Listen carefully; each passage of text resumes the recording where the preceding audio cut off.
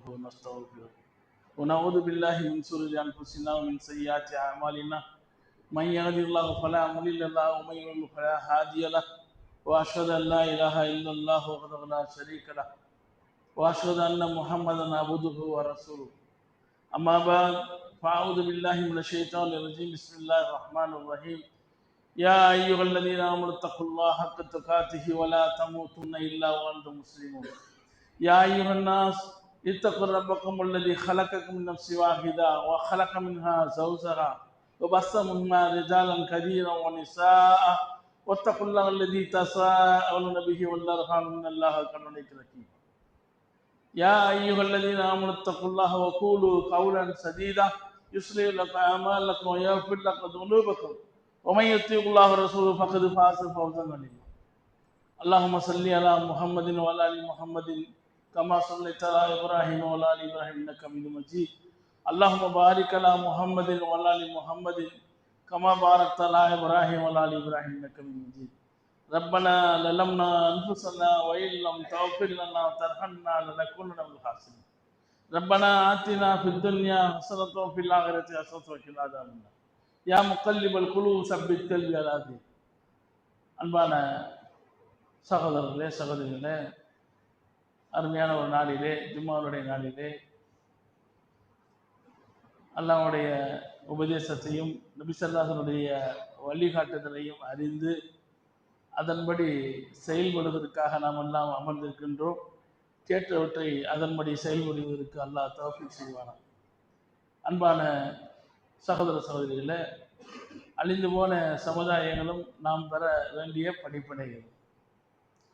முதலில் கேட்கக்கூடியவர்கள் கேட்கக்கூடிய செய்தி ஒரு கடமையாக சடங்காக ஜும்மாவுடைய பயானை கேட்க வேண்டும்.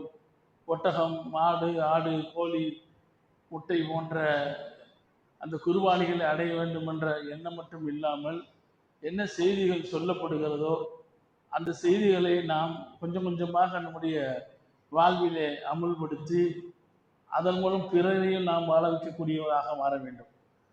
அன்பான சகோதர சகோதரிகளே, அல்லாஹ் குர்ஆனிலே அழிந்து போன சமுதாயங்களை பற்றி நிறைய இடங்கள்ல சொல்லி இருக்கின்றான். அஃபலம் யஹ்திலஹும் கமா அஹ்லக்னா கப்லஹும் மினல் குரூனி யம்ஷூன ஃபீ மசாகின் இன்ன ஃபீ ஸாலிக லஆயாத்தின் லிஉலுல் நுஹா. இவர்களுக்கு முன்னால் எத்தனையோ தலைமுறையினரை நாம் அழித்திருக்கிறோம் என்பது இவர்களுக்கு படிப்பனையை தந்து நேர்வழி காட்டவில்லையா? அழிந்து போன அவர்கள் குடியிருந்த இடங்களில் தானே இவர்கள் நடக்கிறார்கள். நிச்சயமாக இதில் அறிவுடையோருக்கு அத்தாட்சிகள் இருக்கின்றன. அன்பான சகோதர சகோதரிகளை, அல்லாஹ் இந்த வசனத்தை சொல்றான் அப்படின்னா, நீங்க இதுல என்ன நம்முடைய பயணங்கள்லாம் பார்த்தீங்கன்னா, ஒரு ரம்ஜானோ அல்லது ஹஜ்ஜு பெருநாளோ முடிஞ்சா நம்ம ஒரு டூர் கிளம்பிடுவோம். அல்லாஹ் குர்ஆன்லயே சொல்றான், ஃபஸிரு ஃபில்லர், பூமி சுற்றி பாருங்க. அதில் நம்ம ஒரு செய்தியை மட்டும் எடுப்போம். என்னன்னா, ஒரு ஊட்டி போகலாம், அல்லது கொடைக்கானல் போகலாம், அல்லது இங்கே கொஞ்சம் மேலே காஷ்மீர் போகலாம் அப்படின்ட்டு, சிம்லா போகலாம் அப்படின்ட்டு ஒரு ஃபேமிலியை கூட்டிட்டு ஒரு ரவுண்ட் அடிக்கிறோம். ஆனால் அந்த ஃபஸிரு ஃபில்லர்ன்னு சொல்லக்கூடிய அந்த செய்தி ஆக்சுவலாக எதுக்கு சொல்லப்படுதுன்னா, நீ போய் ஜாலியாக இருக்கிறத விட நீ முதல்ல இந்த இடங்களுக்கெல்லாம் போய் ஒரு பயந்து நட அப்படின்னு சொல்றது. போகிறதுக்கு தப்பு இல்லை, ஒரு டூர் போகிறது கூட தப்பு கிடையாது. டூர் போகிற இடத்துல கூட நாம் என்ன சொல்ல வேண்டும் என்று அல்லாஹ் நமக்கு காட்டி தந்துருக்கிறான்.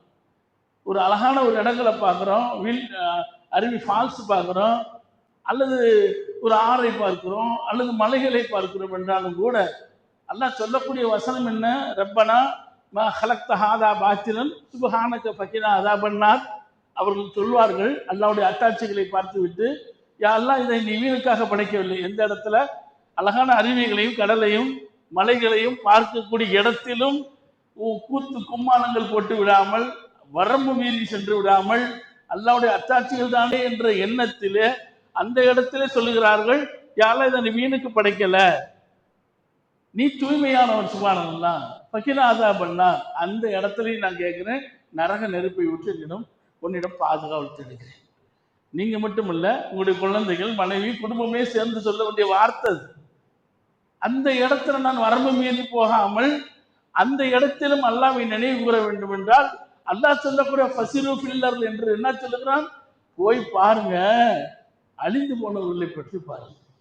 நம்மள எத்தனை பேர் நம்ம பாம்பன் பாலம் பார்த்துருப்போம். இதுல நிறைய பேர் பாம்பன் பாலம் பார்த்துருப்பீங்க, கொஞ்சம் அதிசயமா இருக்கும் அப்படின்னு. ஆனா பாம்பன் பாலம் தாண்டி தனுஷ்கோடி போயிருக்கிறோமான்னா நிறைய பேர் போயிருக்க மாட்டோம். அது என்ன இருக்கிறது? இந்த ஆட்சி இது இதை விட அற்புதமான சுகங்களும் அழகான ஒரு பூமியும் நமக்கு சொர்க்கத்திலே காட்டப்பட இருக்கிறது, இதை விட அழகாக. ஆனால் அழிந்து போன ஊர்களை இங்கதான் பார்க்க முடியும். அழிந்து போன ஊர்கள், நூஹ் அலைஹிஸ்ஸலாத்துடைய ஊர் அழிந்தது, சமூகம் அழிந்தது, ஆது சமூக கூட்டம் அழிந்தது, லூத் அலைஹிஸ்ஸலாத்துடைய கூட்டம் அழிந்தது, ஃபிரௌனுடைய கூட்டம் அழிந்தது. சுப்ஹானல்லாஹ். இதெல்லாம் நம்ம வரலாறுல பார்த்துருக்கிறோம். அதில் நான் என்ன படிப்பினை பெறுகிறேன்? இன்னைக்கு ஒரு வாட்ஸ்அப்ல ஒரு செய்தி புதுசாக அப்டேட் பண்ணியிருக்குன்னு சொன்னா எவ்வளவு ஆர்வமா எடுத்து உடனே நான் இம்ப்ளிமெண்ட் பண்ணிடுவாங்க.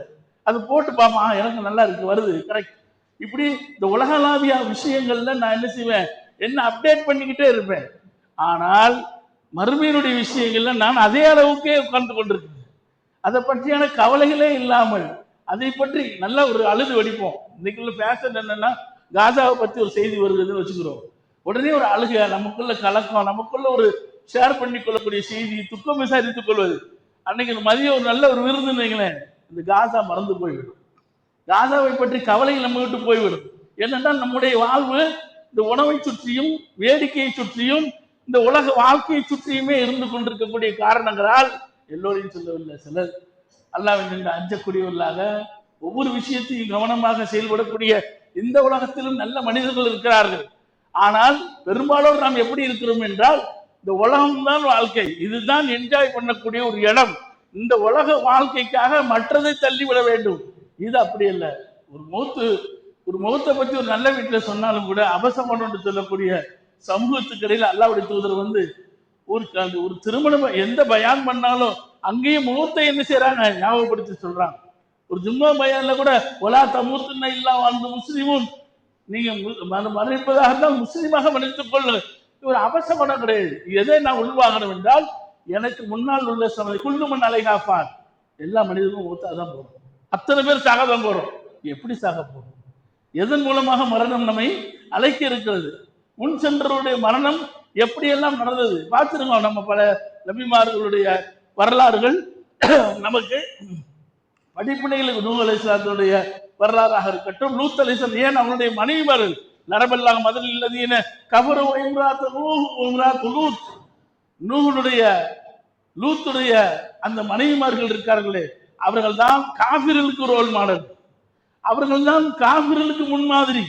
ஒரு 2 நபிமார்களுடைய மனைவிமார்கள் கூட மாறு செய்தார்கள். ஆக இறை கட்டளைக்கு மாறு செய்தார். படைத்தவனுடைய கட்டளைக்கு நாம நினைக்கிறோம் நம்முடைய சமூகத்தை அல்லாஹ் ஒட்டுமொத்தமாக அழிக்க மாட்டான்.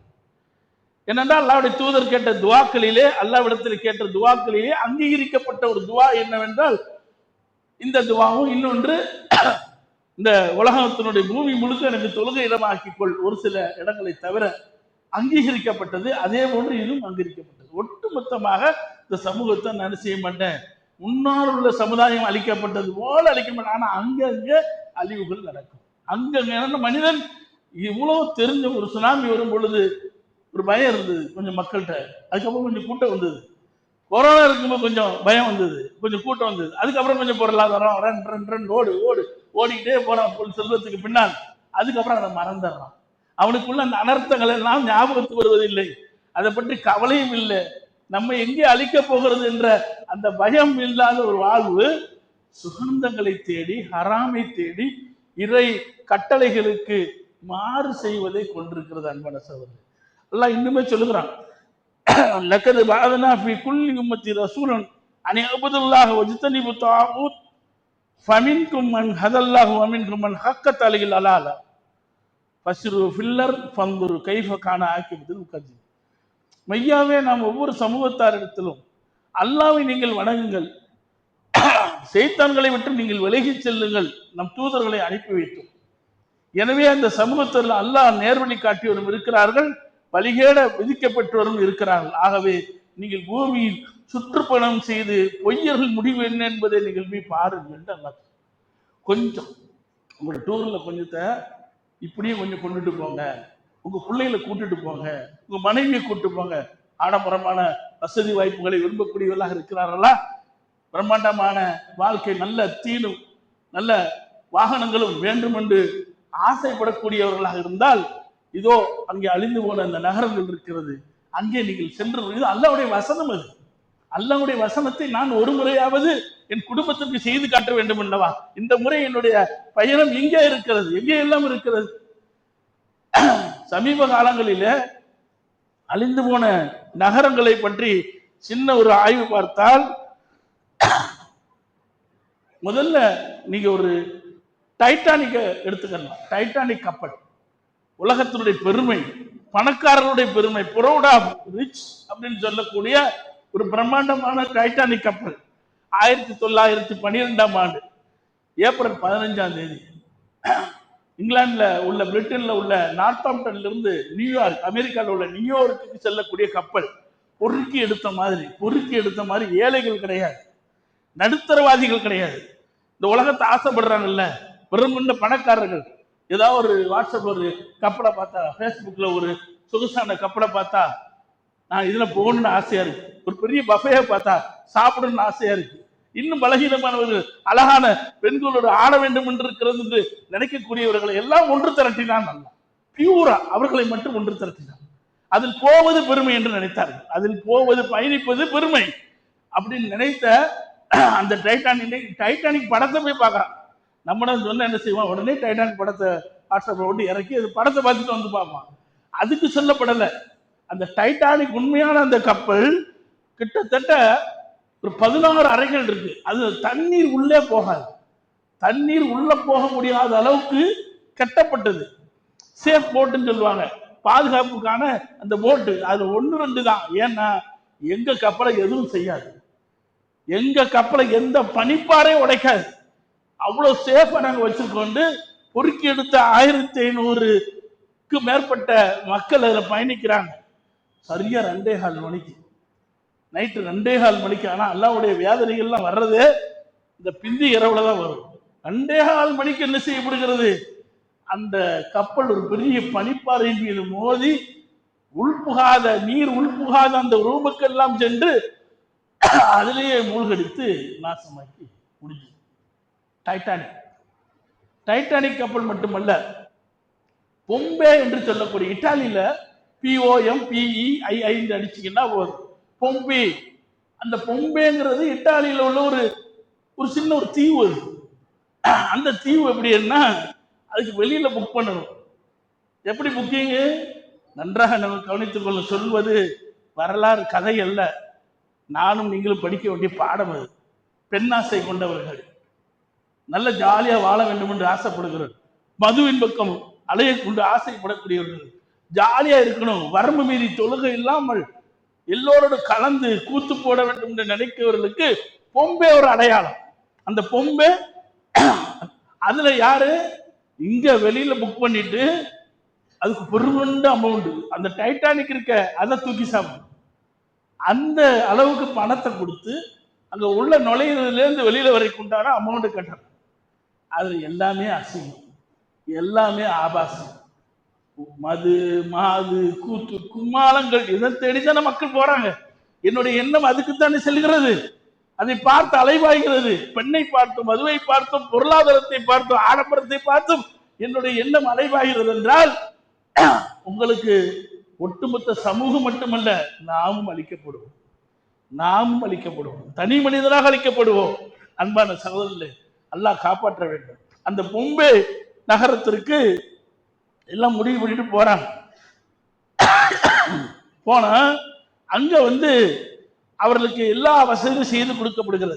சரியா கிபி 79ஆவது நூற்றாண்டு, 79ஆவது ஆண்டு, மவுண்ட் விசியஸ் என்ற வேல்கோனோ ஒரு எரிமலை, எப்படி ஜாலியா ஆடிக்கொண்டும் பாடிக்கொண்டும் பிளைட்ல இறங்கி, அங்க ஹெலிகாப்டர்ல இறங்கி, எல்லாத்தையும் மறந்து, உலகத்தை மறந்து, மனைவியை மறந்து, மக்களை மறந்து, ஒரு ஆட்டம் பாட்டம், யாரும் யாரோடு வாழலாம் என்ற அந்த இன்பத்தின் அதை மட்டும் அவர்களை மட்டும் பொறுக்கி எடுத்தார். அவர்களை மட்டும். யார் இந்த ஆசை உடையவர்கள்? வெளியிருந்து பார்த்தா நமக்கு இப்படி ஒரு செல்வம் இல்லையே என்று நினைப்பாங்களே, இப்படி ஒரு சந்தோஷம் நமக்கு கிடைக்காம போயிடுச்சு நினைக்கக்கூடிய முஸ்லிம்கள் கூட இருக்கிறார்கள்.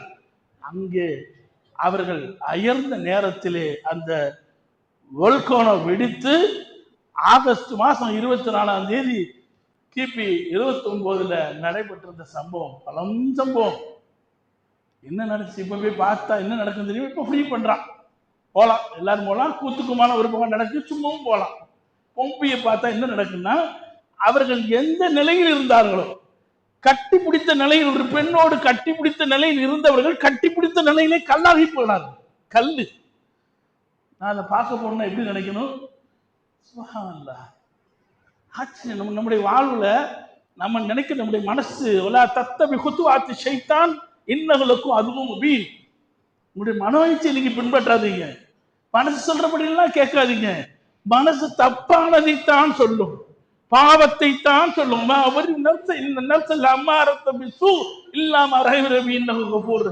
சூரா யூசுப்ல வரக்கூடிய அதிகமாக மனசு பாவத்தின் பக்கம் சொல்லுது. அதிகமா மனசு எதை விரும்புமா? பாவத்தை விரும்புமா. ஜும்மா முடிச்சிருவோம், ஜும்மா முடிச்சுட்டு பாவத்தை, இந்த வட்டிக்கு கொஞ்சம் வாங்கிட்டு வரணும், சுபஹானல்லாஹ், ஜும்மாவே அடிபட்டு போச்சு, தொழுகை அடிபட்டு போச்சு, நோன்பு அடிபட்டு போச்சு, இந்த படத்தை பார்க்கணும், இன்னைக்கு இதை வாங்கணும், இதை செய்யணும், இதை ஏமாத்தணும், கடனை வாங்கணும், கொடுக்க கூடாது, வியாபாரத்துல பொய் புறம் எல்லாம் நான் நினைத்து வாழ்ந்து கொண்டிருக்கிறேன். எனக்கு டைம் அல்ல, ஒரு வக்து வச்சிருக்கிறான். அது எதுன்னு தெரியும். சமூகத்தை அழித்தது மாதிரி என்னையும் ஒரு வக்துல வச்சு என்ன செய்வான்? அழித்து விடுவான். சுபஹானல்லாஹ். சில பேரை பார்க்கும்போது ஆச்சரியமா இருக்கு.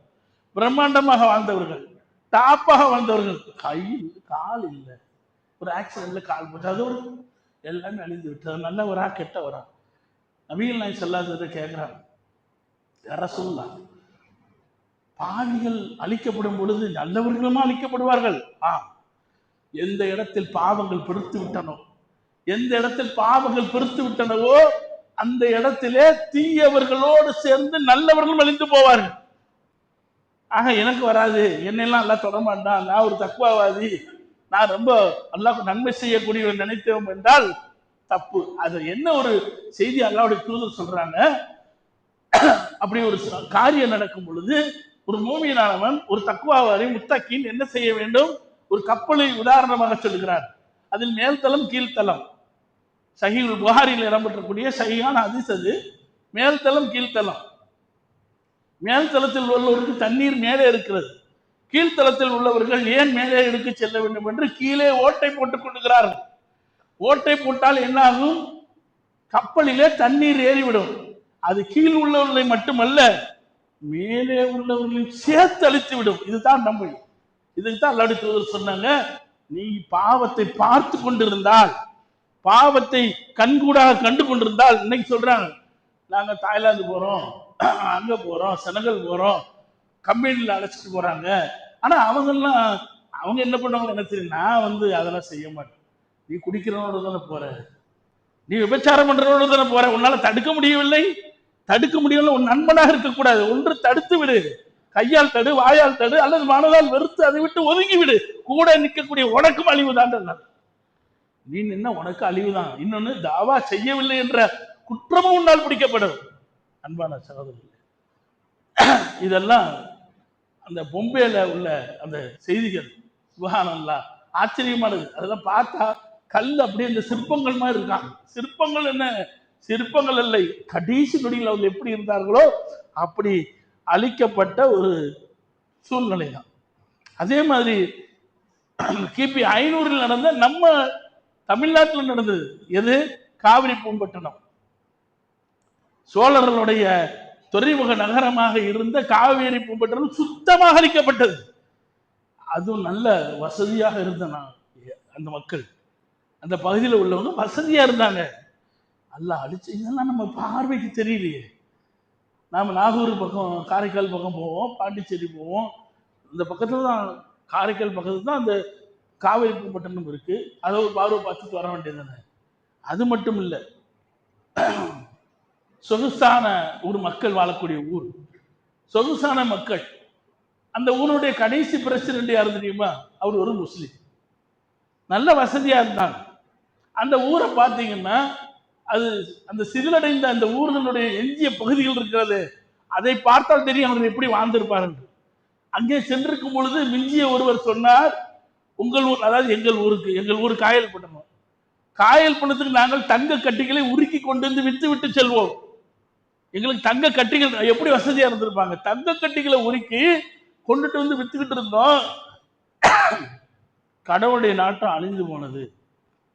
எப்போ? தனுஷ்கோடி அழிந்து போன 1964 வருடம் டிசம்பர் 23 240 கிலோமீட்டர்ல அடித்த அந்த சூறாவளி, 20 அடி உயரத்துக்கு அலை. ஆனா தெரியாது அவங்களுக்கு. பாம்பன்ல இருந்து கிளம்பி வந்துருச்சு, இங்க ஊர் அழிஞ்சிருச்சு. ட்ரெயின்ல மருத்துவ மாணவர்கள், தொழிலதிபர்கள், ஆண்கள், பெண்கள் அத்தனை பேர் அமைதியா அந்த ட்ரெயின்ல வந்துகிட்டு இருக்காங்க. தெரியாது, கை காட்டி விழுந்துருச்சு. அன்னைக்கெல்லாம் கை காட்டி தானே விழுந்துருச்சு. உள்ள போகுது, ட்ரெயினோட அடிச்சு. இன்னைக்கு அந்த தண்டவாளங்களுடைய எஞ்சிய சிறிய பகுதிகளை நம்ம பார்க்கலாம். அதனுடைய சர்ச்சை பார்க்கலாம், அதனுடைய போஸ்ட் ஆபீஸை பார்க்கலாம், அதனுடைய ஸ்கூலை பார்க்கலாம். அதெல்லாம் எதுக்கு வச்சிருக்காங்க தெரியுமா? மிஞ்சிய அந்த இடங்கள் எல்லாம் அதை அறிவிச்சுட்டான், இது ஒரு கோஸ்ட் வில்லேஜ், பேய்களுடைய நகரம் அறிவிச்சு யாரும் தங்க முடியாதுன்னுட்டான். இப்பதான் கொஞ்சம் பேர் அங்க போய் தங்குறாங்க. ரோடு வசதிகள் ஏற்படுத்தப்பட்டதுக்கு பின்னால போறாங்க.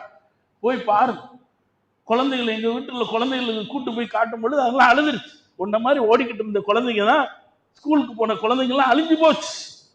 எதை கேட்கும் அது இனி? அப்புறம் எதை கேட்கும்? உலக வாழ்வை கேட்குமா, மறுமை வாழ்வை கேட்குமா? தனுஷ்கோடி போய் பாருங்க, இந்த மிஞ்சிய இடங்களை நீங்க பாருங்க. கூட்டங்கள் வருது, போட்டோ எடுக்குது, செல்ஃபி எடுக்குது. ஆனா அல்லாஹ் சொல்றான், நமக்கு சொல்லுகிறானே, நமக்கு ஸ்பெஷலா இந்த ஈமான் கொண்டவங்களுக்கு சொல்றானே, போய் சுத்தி பாரு, எப்படி அழிக்கப்பட்டாங்கன்னு பாரு. அந்த சுப்ஹானல்லாஹ், அது பார்த்தா கண்ணீர் விடாதவங்க இருக்க மாட்டாங்க. இவ்வளவு வளமான இந்த வாழ்க்கை வாழ்ந்து கொண்டிருந்த மக்கள் நம்முடைய காலகட்டத்திலே அவர்கள் இறந்து போனார்கள் என்ற செய்தி அன்பான சகோதரர். என்ன, எல்லாம் முந்தைய காலத்தில் அழிக்கப்பட்டவர்கள், பின்னாடி அழிக்கப்பட்டவர்கள், இவர்கள் இன்னும் அழிக்கப்பட்டு கொண்டிருக்கிறார்கள். அன்னைக்கு கொஞ்ச காலங்களுக்கு முன்னாடி ராமநாதபுரத்தில் இருந்து, பாம்பன்ல இருந்து ஒரு நம்முடைய கூட்டங்கள் ஹஜ் பெருநாடு லீவுல கிட்டத்தட்ட ஒரு 20-25 பேர் ஒரு படகுல போறாங்க. கொஞ்ச நேரத்தில் இந்த படகுக்கு வந்துடுது. எவ்வளவு சந்தோஷமா! ஃபாரின்ல இருக்கக்கூடிய அவங்களுடைய அந்த அனுசரணையில, செலவுல எல்லாரையும் கூட்டு போகணும்னு நினைக்கிறாங்க. எல்லாருமே இறந்து போயிட்டாங்க. குழந்தைகள் இருந்து அத்தனையும் இறந்து போச்சு. சுப்ஹானல்லாஹ். அது அல்லாஹ் நாடினால் நீங்க போட பிரயாணம் சந்தோஷமாக முடிவதும் துக்கமாக முடிவதும் அல்லாஹ்வுடைய கையில இருக்கு. ஒருவேளை அல்லாஹ்வுடைய நினைவோடு நான் இறந்து போனான், அல்லாஹ்வுடைய நினைவோடு என்னுடைய அந்த இது முடியாது, அது ஃபீ சபீல், அல்லாஹ்வுடைய பாதையில இறந்துட்டேன், அவ்வளவுதான். ஆனால் கூத்தும் கும்மாளமும் ஆடம்பரம் மதுவோடு சேர்ந்த நண்பர்களோடு செல்வதும் அதில் அழிவு ஏற்பட்டால் அந்த அழிவுக்கு என்ன பெயர்? நான் பாவம் செய்தேன் அல்லது பாவம் செய்தவர்களை நான் தடுக்கவில்லை. அன்பான சகோதரர், இதை நம்ம ஒவ்வொரு நாளும் நம்ம யோசிச்சுப்பாங்க. அல்ல அந்த சமூகங்களை அழித்தானே, அந்த அழித்த சமூகங்கள் நமக்கு என்ன பாடத்தை, ஒன்று செல்வமாக குமித்தவர்கள், பிரம்மாண்டமான சிலைகள், இன்னொன்று மலைகளை குடைந்தவர்கள். மலைகளை குடைந்து இன்னைக்கு நீங்க அதை அத்தாட்சிகளை போய் பார்க்கலாம், மலைகளை குடைந்தவர்கள். இன்னொன்று முறை தவறி வாழ்ந்தவர்கள், ஹோமோசெக்ஸ் என்று சொல்லக்கூடிய பெண்களை விட்டுவிட்டு ஆணோடு ஆண் செய்யக்கூடிய அற்ப செய்திகள், பெண்ணோடு பெண் செய்யக்கூடிய அசிங்கமான காரியங்களை அந்த சமூகம் செய்ததால் ஒட்டு மொத்தம் அந்த சமூகத்தை அழித்தான். இப்ராஹிம் கூட கேட்டாங்க, வெட்டர்லாமே, கல்புன் சலீம், அவர் இலகிய மனமுடையவராக இருந்தார், வெட்டர்லாம், போயிடுங்க இப்ராஹிமே, அவர்கள் அழிக்கப்பட வேண்டியவர். நம்ம நினைச்சுக்கிட்டு இருக்கோம் நம்ம செய்யக்கூடிய தவறுகள் யாரும் பார்க்கவில்லை. ரப்புல் ஆலமீன் முதல்ல ஒரு பாவத்தை செய்யக்கூடிய இளைஞர்களா இருந்தாலும் சரி, யாரா இருந்தாலும் சரி, பாவத்தை, ஒரு பாவமான காட்சியை பார்க்கிறோம், ஒரு பாவமான செயலை செய்ய போறோம்னா இங்க பார்க்க கூடாது.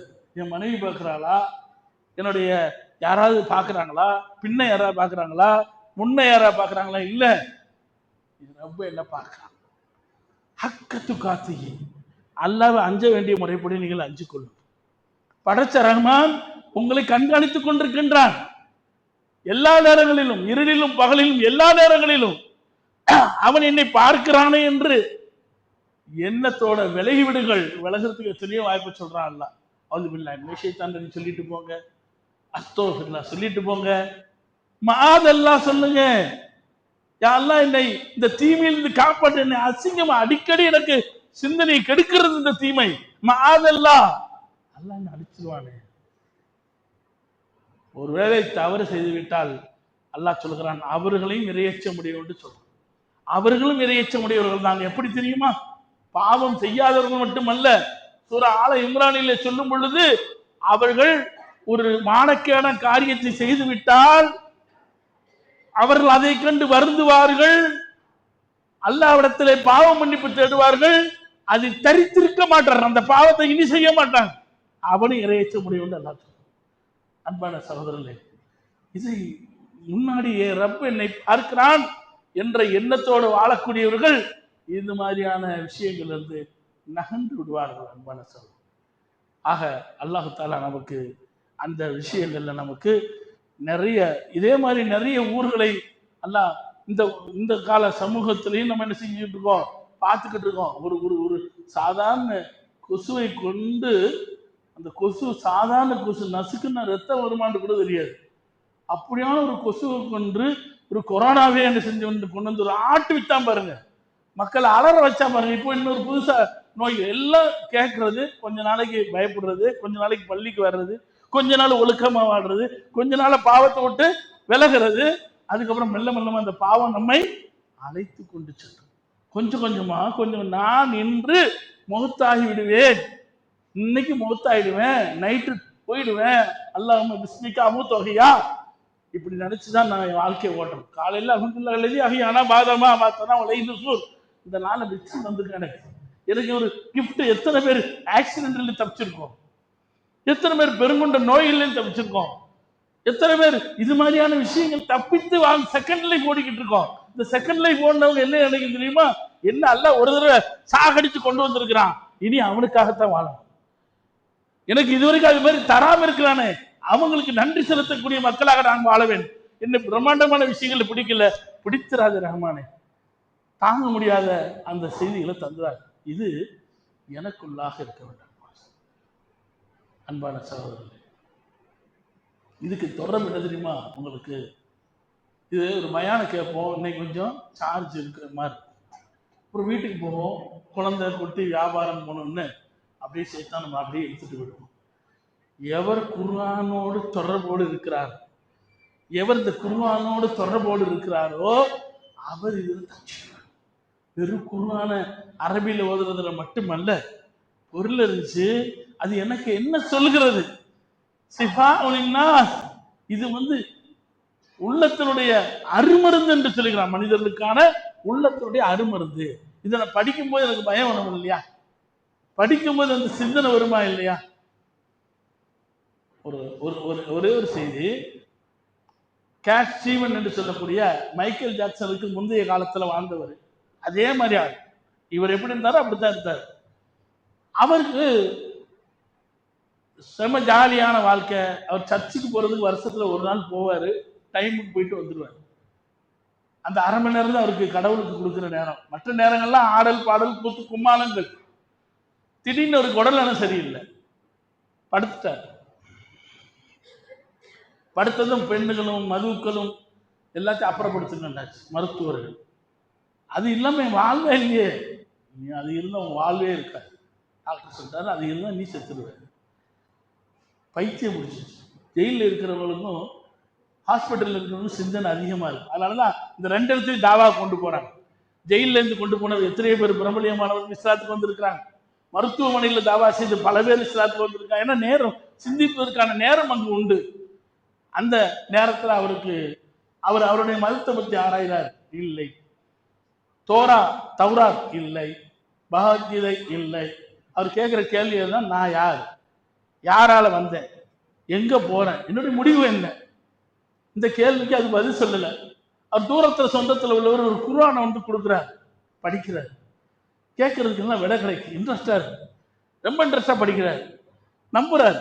படைச்ச இறைவன் ஒருவன் தான் நம்பிட்டார். அந்த நம்பிக்கையிலே இருந்துகிட்டு இருக்கும் பொழுது, ஆனா அவர் ஆடல் பாடல விடல, அது ஹராம் என்று தெரியல. போறார். ஒரு நாள் சர்ஃபிங் சொல்லக்கூடிய அலைகளோடு விளையாடக்கூடிய சறுக்கிக்கிட்டே போவாங்க. அதுல போய் கொண்டிருக்கும் பொழுது அவருக்கு என்ன ஆகுது, ஒரு பெரிய அலை வந்து அவரை மூழ்கடிக்குது.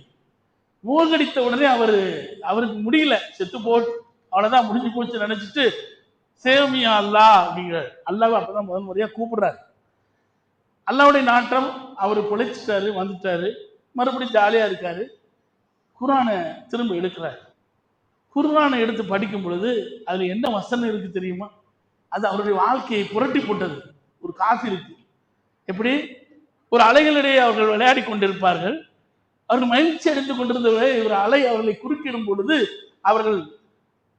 அவர்களை அறியாமலே அல்லாஹ் என்று அழைப்பார்கள். கரைக்கு அவர் காப்பாற்றப்பட்டதற்கு பின்னால் அவர்கள் இணைவி பொருளாக மாறிவிட்டார். இந்த வசனத்தை படித்தார். எப்போ அவர் காப்பாற்றப்பட்ட முன்னாடி கண்ணியமா படிச்சுட்டு வராருல்ல, கண்ணியமா படிக்கும்போது முதல் வசனமே இதுதான். தூக்கி போட்டார். அத நேரா எகிப்துக்கு போனாரு. மக்காவுக்கு போனாரு, முடியாதுன்னு எகிப்துல போய் களிமா சொன்னாரு. அவர் தான் யூசுப் இஸ்லாம். அபுதாபியில ஒரு நிகழ்ச்சியில் அவர் பேசுறதுதான் நான் நேரா கேட்டு அவர் சொல்றாரு, என்ன வாழ்த்து வசனம். ஆனா முஸ்லீம்களாக என்ன இந்த வசனங்கள் எத்தனை தடவை படிச்சு, எத்தனை தடவை சமூகங்கள் அழிக்கப்பட்ட வரலாறு நம்ம படிச்சிருப்போம். என்னுடைய மனதுல என் பாவங்கள் என்னை விட்டு போக வேண்டும் என்று நினைக்க வேண்டும் அல்லவா?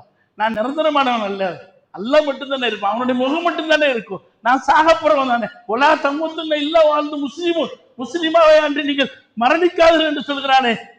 அன்பான சகோதரர்களே, நம்முடைய பாவங்களை விட்டு விலகி நாம் நமக்காகவும் நம்முடைய சமூகத்திற்காகவும் நல்ல செயல்களை செய்யக்கூடியவர்களா மக்களாக மாற வேண்டும் என்று கூறியவனா என்னுடைய முதல் உரையை நிறைவேற்று.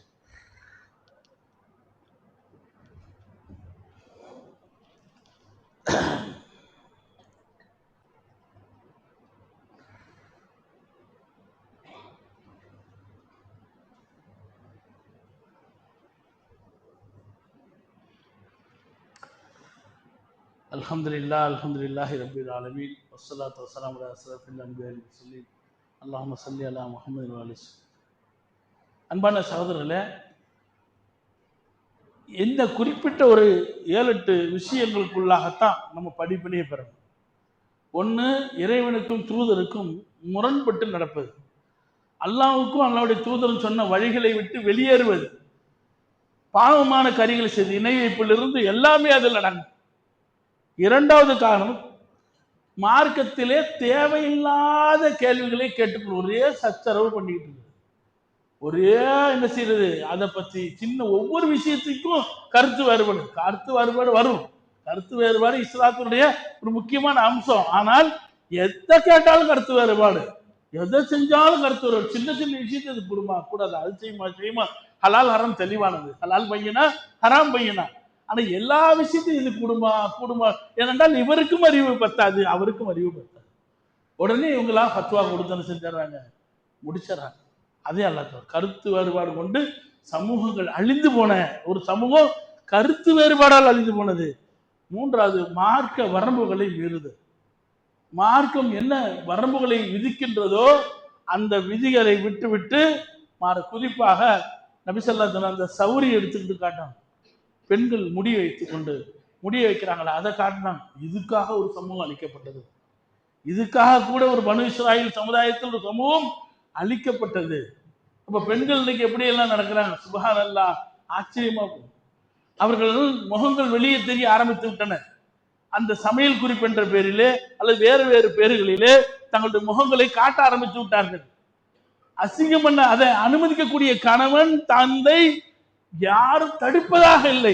ஆரம்பத்திலே கிள்ளி எறியவன் இல்லை என்றால் இங்கு பெண்கள் சுதந்திரம் என்ற பேரிலே இஸ்லாத்தை குழி தோண்டி புதைக்கக்கூடிய ஒரு சமூகம் உருவாகிவிடும். ஆரம்பத்தில் அது இது ஹராம் என்றால் ஹராம். உன்னுடைய முகத்தை ஊருக்கெல்லாம் காட்டி உன்னுடைய அழகிய அந்த வார்த்தைகளை வெளியே கட்டக்கூடிய அளவிற்கு உனக்கு யார் உரிமை தந்தது?